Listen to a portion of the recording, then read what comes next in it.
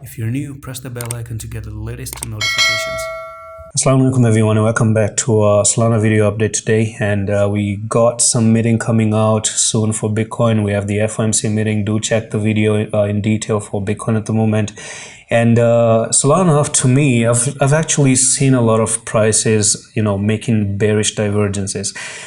Now, I know this is time to maybe have a different opinion.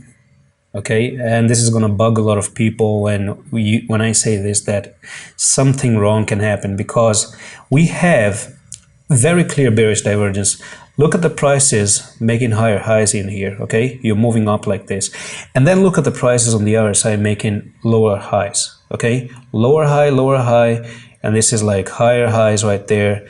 That is a bearish divergence. The mismatching is happening, and RSI is important because RSI tells you how many people are buying and selling. So basically it tells you the power of the buyers, and the power of the buyers is stepping down. Okay, this is going to cause trouble. And the second thing is, even when you break out of it, when you broke out of this thing, I gotta be transparent right now. I'm not going to trade Solana at the moment personally, because when you broke out, that's not a very strong break. Even though, yeah, it's a good break, you're holding and this and that. Based on the chart reading, we don't have anything bad actually.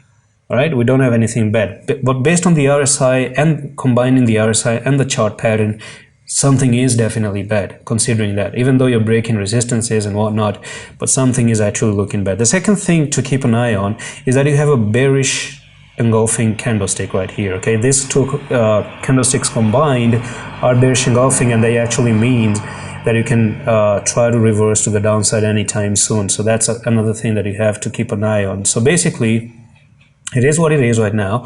So what do? I'm still gonna say that maybe if you're in a trade, just stick to maybe your plan, and until we don't lose this safe zone. If you start to lose the safe zone, then I think it's going to be time to keep an eye on a correction to the downside. We've actually pumped like from $7 all the way to $26. So even if you make a correction to the downside, it can make sense. But how far can you correct to the downside?